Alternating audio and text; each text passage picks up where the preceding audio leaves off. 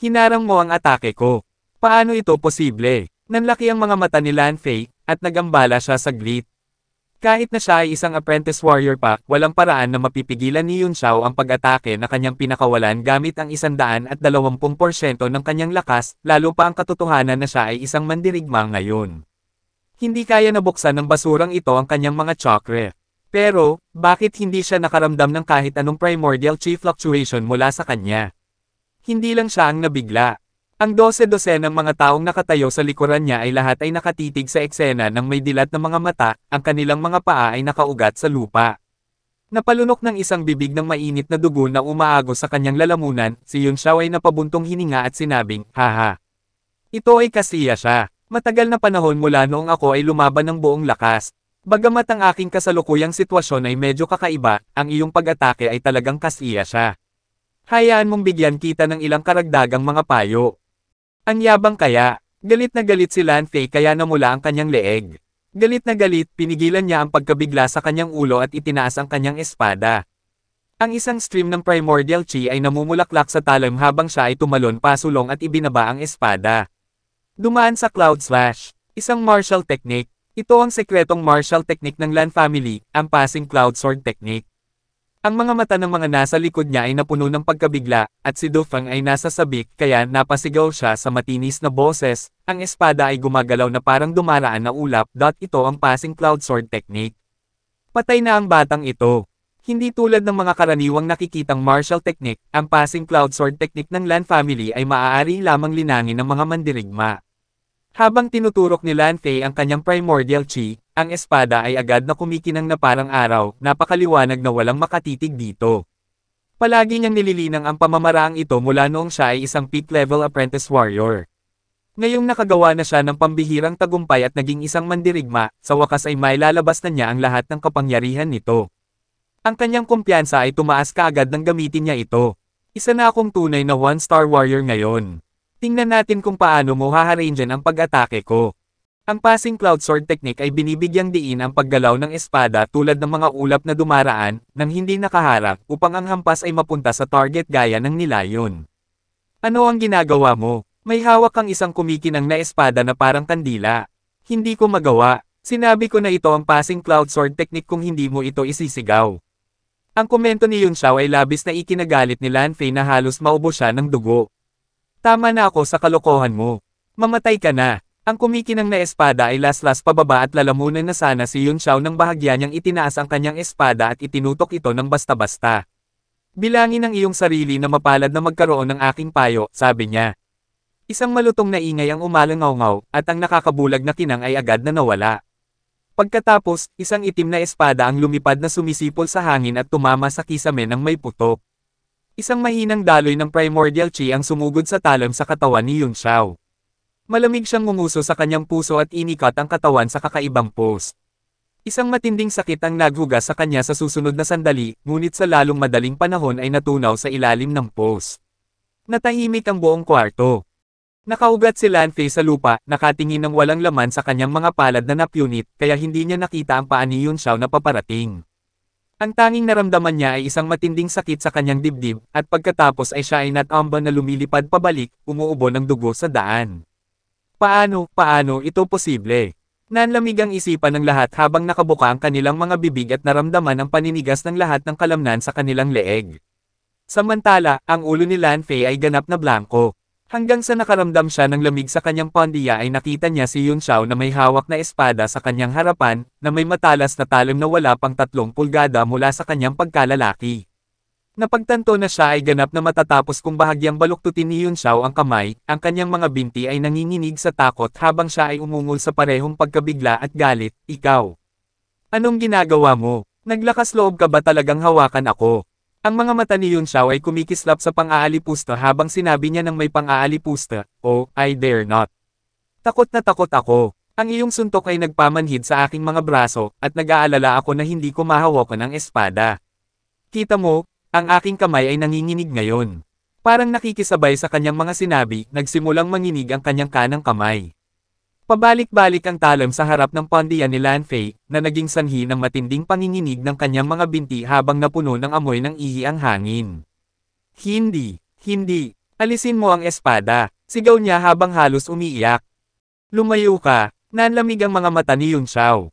Tinatimad akong i-settle ang dating score sa iyo, pero sa pagkakataong ito, sinaktan mo si Fatty Han at Skinny Chen, at sinubukan mo pa akong patayin. Ngayon, sabihin mo sa akin, paano ko lulunukin ang sama ng loob kung hindi ko puputulan ang iyong pagkalalaki? No, no, please, I beg you. Gagawin ko lahat ng sasabihin mo. Please be mercy. Sumigaw si Lan Fei, natakot sa kanyang talino. Kung tutusin, 15 taong gulang pa lang siyang binatilyo, kaya agad na nawala ang kanyang kayabangan at tapang sa pag-asang mawala ang kanyang pagkalalaki.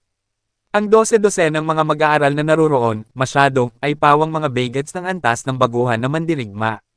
Bagamat nasaksihan nila ang kanilang amo na napakataas at makapangyarihan sa mga normal na panahon, na nakahiga sa lupa na parang mahina at naiihi pa ang kanyang pantalon, wala ni isa sa kanila ang nag-isip sa kanya ng kahihiyan. Kahit sinong lalaki ay matatakot sa ganoong sitwasyon. Ang isang lalaking walang pagkalalaki ay mas mabuting patay kaysa buhay. Lalo na nang nagnakaw sila ng mga sulyap kina Dufang at Luo Jia, namutla ang kanilang mga mukha at lahat sila ay nakatayo sa kinaroroonan nila, hindi ng ahas na gumawa ng ingay. Dahil ang isang mandirigma ay walang kalaban-laban para kay Yun Xiao, sila ay mapapahamak din kahit nasabay nilang atakihin siya. Kung si Yun Xiao ay nasa dati niyang buhay, pinutol na niya ang pagkalalaki ng mga taong ito. Ngunit, iba na ang kanyang pagkakakilanlan ngayon at mahina ang kanyang lakas. Si Lan Fei ay isang bagong na-promote lamang na mandirigma at walang karanasan, kaya naman madali niyang matalo sa huli. Hindi siya magkakaroon ng kahit kaunting pagkakataong manalo kung kaharap niya ang isa pang bihasang mandirigma o kahit isang martial master. Kung gusto mong panatilihin ang iyong pagkalalaki, bayaran mo lang ako ng pera. Pera? Oo, oo, may pera ako. Pakiramdam ni Lan Fei ay parang nakakuha siya ng lifeline. Nagmamadali niyang tanggalin ang storage ring sa kanyang daliri, ngunit sa sobrang pagkabalisa niya ay hindi niya ito matanggal. Huwag kang mag-abala, sabi ni Yun Xiao habang kumikislap ang kanyang espada. Sa gitna ng kahabag-habag na sigaw ni Lan Fei, isang bakas ng dugo ang kumalat sa hangin, at ang kanyang daliri at ang singsing ay diretsyong lumipad pataas. Sinalo ni Yun Xiao ang singsing at winalis ito ng kanyang banal na sentido, saka lang niya ito iniligpit ng may kasiyahan. Ano ang tinitingnan mo? At ikaw, kung gusto mong panatilihin ang iyong pagkalalaki, alam mo kung ano ang dapat mong gawin. Habang sinusulyapan ni Yun Xiao ang karamihan, lahat ay natigilan, at mabilis nilang tinanggal ang kanilang mga singsing na imbakan at ibinigay sa kanya. Inilagay ni Lan Fei ang kanyang kamay sa naputol niyang daliri at bahagyang kumalma. Pwede na ba tayong umalis? Noon lang, biglang nasulyapan ng mga mata ni Yun Xiao ang isang jade pendant na nakasabit sa baywang ni Lan Fei. Bumilis ang tibok ng kanyang puso, at sa isang pitik ng kanyang espada, diretsyong lumipad ang pendant sa kanyang kamay. Ang kanyang mga mata ay kumikislap sa pagtataka habang mahinang sinabi, ito ay isang magandang jade pendant. Ito ay akin na ngayon. Bumagsak ang mukha ni Lan Fei habang nagmamadaling sinabi, maaari kong ibigay sa iyo ang kahit ano, ngunit hindi itong jade pendant. Bumilis ang tibok ng puso niya nang makitang malamig na nakatingin sa kanya si Yun Xiao.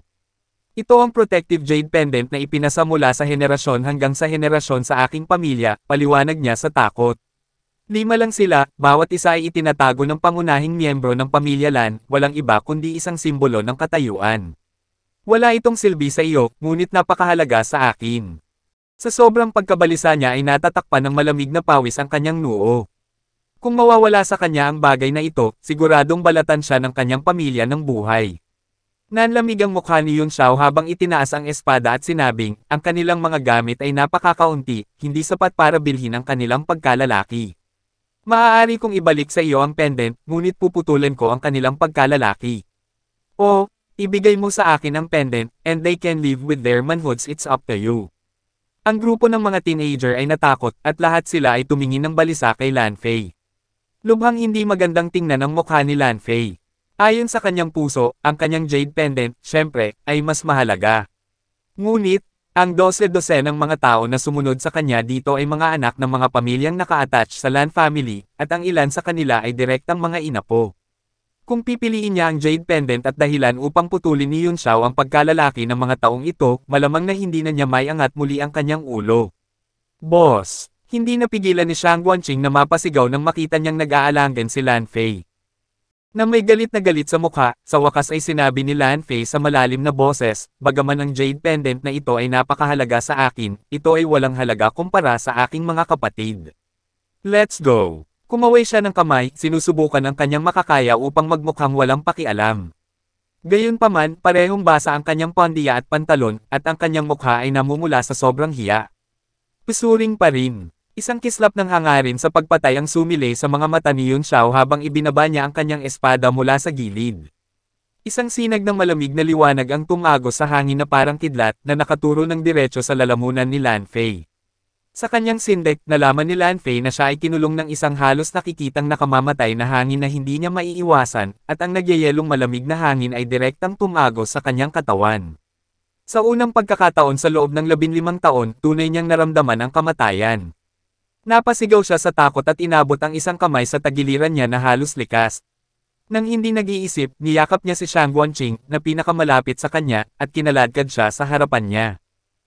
Gulat na gulat, sinubukan ni Shang Guanqing na lumaban, ngunit hindi kalaban ni Lan Fei, na isa ng mandirigma ng Origin Realm. Dahil dito, ginamit siya bilang isang kalasag. Biglang huminto ang espada sa ere, at pagkatapos ay ginawa nito ng arko ni Yun Xiao bago ito binawi. With a faint smile, he said, I was only joking with you. You may leave now. Ikaw. Galit na galit si Lan Fei na muntik na siyang magsuka ng dugo habang si Shang Guanqing ay namumutla ang buong katawan sa takot, nanginginig ang kanyang mga binti habang umaamoy ang amoy ng ihi mula sa kanyang pandiya.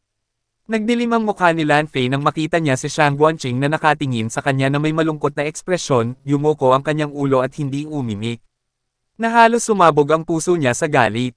Ang pamilya Shangguan ay ang pinakamalaking pamilya na nauugnay sa kanyang pamilya, at si Shang Guanqing ang kanilang direktang inapo, ang kanyang pinakamalaking tulong sa hinaharap. Ngunit, alam niya na mula sa sandaling ito, ang tulong na ito ay hindi lamang nawala, ngunit malamang na naging kaaway siya patungo sa trono ng ulo ng pamilya.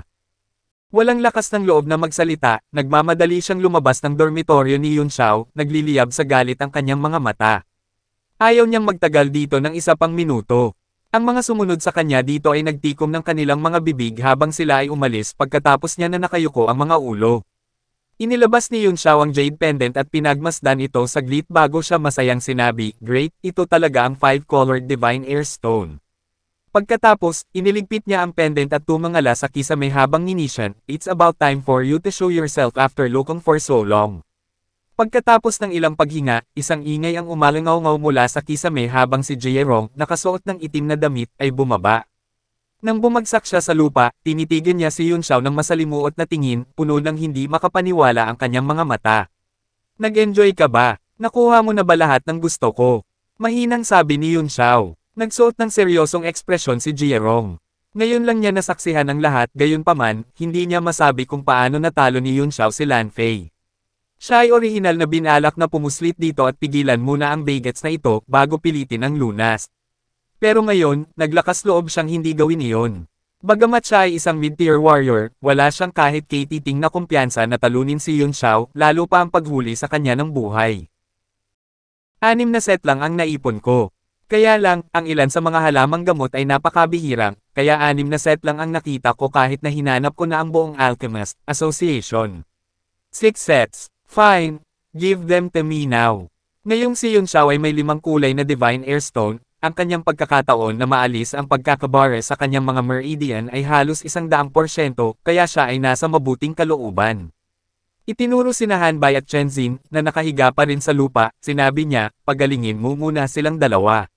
Si Jierong ay nag-aabot ng isang storage bag nang marinig niya iyon, at ang kanyang mukha ay agad na kumislap habang siya ay umungol, ano sa tingin mo ako?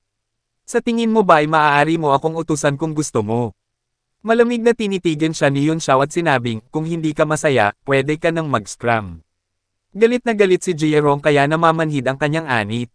Sa kanyang prestihiyosong katayuan, paano siya inaalipin ng isang bata at sinasabi sa kanya kung ano ang dapat niyang gawin. Ngunit, hindi mapipili ang mga pulubi, lalo na kapag buhay at kinabukasan niya ang nakataya. Walang magawa, yumuko siya at siniyasat ang kanilang mga sugat, pagkatapos ay kumuha siya ng 2 dilaw na table task mula sa kanyang singsing at itinulak ito sa kanilang mga bibig. Tapos na, sabi niya. Well, it's also about time to tell me the cure. Nagawa ko na lahat ng utos mo, at hindi mo na ako uutusan pa. Pinaikit ni Yun Xiao ang kanyang mga mata at nag-isip ng hindi nakakapinsalang tingin. Hindi mo alam kung gaano karaming tao ang tumango at nagmakaawa na utusan ako. I bet you'll ask me to do that later. Bumagsak ang mukha ni Jierong habang galit na sumigaw, so, nagsisinungaling ka sa akin. Malamig na ngumuso si Yun Xiao, sino sa tingin mo ako? Paano ako magsisinungaling sa isang first-tier alchemist na tulad mo? Gamit ang isang kaway ng kanyang kamay, isang piraso ng papel ang tumusok sa hangin, diretsyong lumilipad palabas. Nagalit si Jierong. Ano ang ibig niyang sabihin sa isang first-tier alchemist? Kahit sinong alchemist ay marangal at maimpluwensyang. Habang nasa pagitan ng mga daliri niya ang papel, sumeryoso ang mukha niya. Ang puwersang kasama nito ay mas malakas kaysa sa inaakala niya. Sa malungkot na ekspresyon, sinulyapan niya ang papel, at ang nabasa niya ay agad na nagbigay kulay sa kanyang mukha habang nagmamadaling itinago iyon.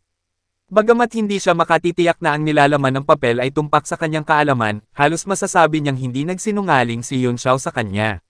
Ngayong nakuha ko na ang ipinangako sa akin, pantay na tayo. Tumalikod si Jierong at aalis na sana. Masyadong kakaiba ang binatang ito, hindi niya makita ang kabuuan niya. Siya ay orihinal na nagplano upang ipaghiganti ang kahihiyan na naranasan niya noong nakaraan, ngunit may malabong takot sa kanyang puso ngayon, na nagparamdam sa kanya na dapat niyang iwasan ang pag-udyok ng karagdagang gulo. Ang kanyang buhay at kinabukasan ay higit sa lahat ang kahalagahan. Ang Race 8 ay maaaring mag-alis ng lason ng parehong Hellwindstone at Bloodflame Orchid sa iyong katawan nang hindi nag-iiwan ng anumang side effect, hindi nagmamadaling sabi ni Yun Xiao. Ngunit, sa panahong ito na inaagnas ka ng lason, naramdaman mo ba ang lakas ng iyong kaluluwa ay humihina sa tuwing ikaw ay gumagawa, at ito ay tila umuurong. Agad na nanlamig ang katawan ni Jierong. Hehe, kapag naubos na ang soul power ng isang alchemist, bumabawi ito ng hindi bababa sa 10 beses na mas mabagal kaysa sa primordial chi ng isang mandirigma. Ngunit, ang pagbawi para sa regression ng soul power ay 100 beses na mas mabagal kaysa sa paglilinang nito ng normal. Hindi ka pa naagnas sa pamamagitan ng lason ng matagal, ngunit sa iyong talento, aabutin ng hindi bababa sa 20 hanggang 30 taon kung gusto mong makabalik sa iyong orihinal na kaharian, at ang iyong mga pagkakataon na gumawa ng isang pambihirang tagumpay at maging isang first-tier na alchemist ay maliit. I don't want to deal you too heavy blow, kung papalorin ka, may pag-asa ka pang maabot iyon sa loob ng 50 taon. Namutla ang mukha ni Jierong. Alam niya ang lahat ng mga bagay na ito. Ang dahilan kung bakit nasiyahan ang mga alchemist sa ganoong mataas na katayuan ay ang paglilinang ng kapangyarihan ng kaluluwa ay napakahirap, at halos imposibleng mabawi pagkatapos ng pag-urong. Nasa loob na siya ng isang tiyak na distansya ng pagiging isang first-tier alchemist, at kung siya ay makapasok sa antas na iyon, 50 taon na ang lumipas, na nangangailangan din ng isang stroke ng good luck. Kung ang kanyang kapalaran ay masama, maaari siyang maging isang senior apprentice alchemist sa natitirang bahagi ng kanyang buhay. Anong ibig mong sabihin sa lahat ng ito? Naku, wala akong ibig sabihin. May alam lang akong paraan para maging totoong first-tier alchemist ka sa loob ng 50 araw. 50 araw. Nanginig ang katawan ni Jierong na parang nakuryente, at nanlaki ang mga mata. How is that possible? You lie to me. Kahit na hindi bumabalik ang kanyang kapangyarihan sa kaluluwa, hindi siya sigurado na magagawa niya ang tagumpay at maging isang first-tier alchemist sa loob ng 50 araw. Kung hindi, hindi sana siya nakipagsapalaran at ginamit ang bato ng Hellwind. Nagdilim ang mukha ni Yun Xiao habang malamig na nanunuya, sino sa tingin mo para maging karapat-dapat sa pagsisinungaling ko sa iyo? Natigilan si Jierong, at hindi na siya makagalaw. Siya ay labis na naghinala sa mga salita ni Yun Xiao, ngunit ang pagiging isang alchemist ay napakalaking tukso para sa kanya para sumuko, kaya agad siyang sumuko at sinabing, patawarin mo ako ay labis na nabigla. Sigurado ka bang matutulungan mo akong makabangon, kapangyarihan ng aking kaluluwa sa loob ng 50 araw? Itinaas ni Yun Xiao ang kanyang hintuturo at inalog ito. It's not about recovering your soul power, malamig niyang ngumuso, ito ay tungkol sa pagiging tunay na first-tier alchemist. Sa totoo lang, magagawa ko ito sa loob ng 5 araw, ngunit hindi ka katumbas ng halaga. Napalunok si Jierong. Anong kailangan mo sa akin para matulungan mo ako? Maging lingkod ko. Sabi ni Yun Xiao, ang kanyang mga mata ay kumikinang sa malamig na liwanag. Imposible. Biglang nagsikip ang dibdib ni Jierong habang ang kanyang mukha ay bumagsak at galit na sinabi niya, isa ka lang ignorante na bata, pero gusto mong gawing lingkod mo ang isang alchemist. Napakayabang. Tahimik na nakaupo si Yun Xiao sa isang kahoy na upuan, isang natural na aura na nagmumula sa kanya. May kislap ng panunuya sa kanyang mga mata, malamig niyang sinabi, kung hindi dahil sa kawalan ko ng lakas ngayon, sa tingin mo ba ay karapat-dapat kang maging utusan? 50 araw pagkatapos nito, gusto kong mawala ka sa aking paningin. Ang isip ni Jierong ay nablangko sa gulat. Ang mga salitang iyon ay nagpamanhid ng kanyang ulo, ngunit hindi siya mukhang galit. Ang disguised contempt and condescension in this brat's eyes were not fake at all but natural, na para bang hindi talaga siya karapat-dapat na maging lingkod niya. Ulangit, ano itong ay nangyayari? Sino ang brat na ito? Isang baliw. Pero, kung baliw siya, paano niya nasasabi ang problema ko sa isang sulyap lang at may paraan pa para masolusyonan ito? Hinanap ko ang buong Alchemists Association, ngunit wala akong mahanap na solusyon. Naaagrabyado ka ba sa pagiging lingkod ko? Lumipad ang mahinang boses ni Yun Xiao. Anong basura, syempre naagrabyado ako. Napagalitan si Jierong sa kanyang puso nang biglang sumili ang kakaibang gintong liwanag sa mga mata ni Yun Xiao. Sa sandaling iyon, ang kanyang mga mag-aaral ay lumawak ng husto, at isang matinding takot ang bumalot sa kanya. Ito ay isang takot na nagmumula mismo sa kaibuturan ng kanyang kaluluwa, tulad ng likas na pagkamangha para sa mga Diyos na ipinanganak ng isa. Hindi na siya makatayo. Bumagsak ang kanyang mga tuhod ng diretso sa sahig na sementado ng mga bluestones, ang kanyang katawan ay basang-basa sa malamig na pawis, habang ang isang presyon sa kanyang kaluluwa ay humadlang sa kanya mula sa pag-angat ng kanyang ulo muli. Anong nangyayari? Ano ba ang nangyayari? Paano magkakaroon ng ganoong kalakas na presyon ng kaluluwa ang isang bata? Sino siya? Si Jierong ay lubos na natulala. Sa katunayan, hindi lamang siya natulala, ngunit natakot din, ang kanyang puso ay napuno ng matinding takot. Ang pang-aalipusta at pagpapakumbaba sa antas ng kaluluwa ay nagparamdam sa kanya na para bang ang kanyang kaluluwa ay madudurog sa kaunting pag-iisip lamang kay Yun Xiao. Parang kayang patayin ng superior warrior ang apprentice warrior sa isang kurot ng daliri. Bibigyan kita ng 3 hininga para pag-isipan ito. Payag ka ba o hindi? Willing or not willing? Kung tatanggapin niya ito, maaaring umakyat siya sa tuktok, at kung tumanggi si mahirap, baka pagsisihan niya ito sa natitirang bahagi ng kanyang buhay. Ako, payag ako. Nipatikip ng ngipin si Jierong na parang naubos lahat ng lakas niya sa pagbigkas ng mga salitang ito. Ngunit nang matapos siya, nakaramdam siya ng biglaang pagbitaw at bumagsak sa pagkakadapa. Kahit noon pa man, ang kanyang puso ay naging sobrang komportable, na para bang nakamit niya ang isang mahusay na bagay ng perpekto at kahanga-hanga. Nagulat din siya. Isang kislap ng ngiti ang sumili sa mga mata ni Yun Xiao habang sinabi niya, "Not bad. Masyado kang mapagpasyahan. Malalaman mo sa hinaharap kung gaano kakaswert na nagawa mo itong desisyon ngayon. Ngayong nakilala mo na ako bilang iyong Panginoon, ako natural na hindi ka aapihin." Pinitik niya ang kanyang daliri at inilabas ang isang papel. Linangin ayon sa pamamaraan dito. Kung hindi ka makakagawa ng pambihirang tagumpay at maging isang first-tier alchemist sa loob ng 5 araw, nangangahulugan iyon na ikaw ay may mahinang kakayahan, at hindi ka karapat-dapat na maging lingkod ko. Kung iyon ang kaso, hindi mo na ako kailangang puntahan. Ang mga mata ni Jierong ay puno ng pagkabigla. Kinuha niya ang papel, at nang tingnan niya ang laman, tumalon siya at sumigaw na parang tinamaan ng kidlat, isang soul cultivation technique.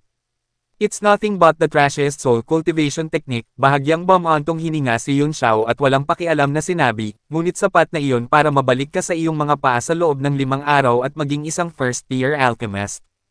Ang sheet ng papel ay tila puno ng mahika. Nang tingnan ito, si Jierong ay nagsimulang manginig ng marahas, at ang kanyang katawan, na pagod na sa lahat ng lakas, ay tumalon muli na para bang binigyan siya ng isang baril sa braso.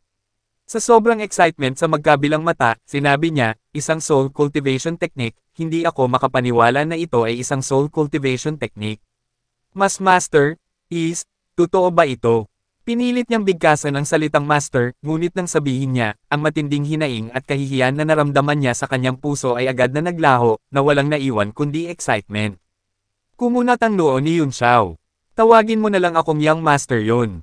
"Oo, totoo ito. Ngunit gaya ng sinabi ko, ito ay ang pinakabasurang pamamaraan ng paglilinang ng kaluluwa. Hanggat nagbibigay ka ng mabuting serbisyo, hindi ako magiging madamo na gantimpalaan ka. Maaari ka nang umalis, at hahanapin kita sa Alchemists Association kung may kailangan ako." "Oo, young master yon." Inilabas ni Jierong ang isang napakagandang jade box habang nanginginig at inilagay ang papel dito bago maingat na inilagay sa kanyang storage ring. Pagkatapos, yumuko siya kay Yunxiao at umalis. Ang pinakamahalagang bahagi ng paglilinang ng alchemist ay ang pagpapakain sa kapangyarihan ng kaluluwa, ngunit ang tanging paraan para sa mga karaniwang alchemist upang madagdagan ito ay sa pamamagitan ng patuloy na paggawa. Noon lamang maaaring tumaas ang kapangyarihan ng kaluluwa sa napakabagal na bilis. Sinabi ng mga alamat na sa larangan ng alchemy mayroong mga paraan upang direktang pinuhin ang kapangyarihan ng kaluluwa. Gayunpaman, ang mga pamamaraang ito ay inilarawan lamang ng paminsan-minsan sa ilang mga class eco, at ito ay isang misteryo kung talagang umiiral ang mga ito. Hindi kailanman naisip ni Jierong na makukuha niya ang isang bagay na tulad nito balang araw. Sa sandaling umalis siya sa akademya, naramdaman niya na ang kalangitan ay malinaw at maliwanag, at ang kanyang puso ay napuno ng kagalakan at pananabik. Sino lang ba itong young master yon? Tiyak na ginamit niya sa akin ang maalamat na discarding nakakalito sa kaluluwa. Hindi ako makapaniwala na na-master niya talaga ang ganitong mystic art. Si Jierong ay, pagkatapos ng lahat, isang alchemist, kaya agad niyang naunawaan kung bakit siya nagkaroon ng panginginig sa pakiramdam ngayon. Ang isang ordinaryong bata ay hindi kailanman maaaring magkaroon ng gayong kakilakilabot na presyon ng kaluluwa. At ang pamamaraan ng paglilinang ng kaluluwa. Paano niya maibibigay ang isang napakahalagang bagay na parabang ito ay isang bagay na matatagpuan sa kalye? Walang sino man sa estado ng Tianshui, kahit ang imperial na pamilya, ang magiging kasing bukas palad niya.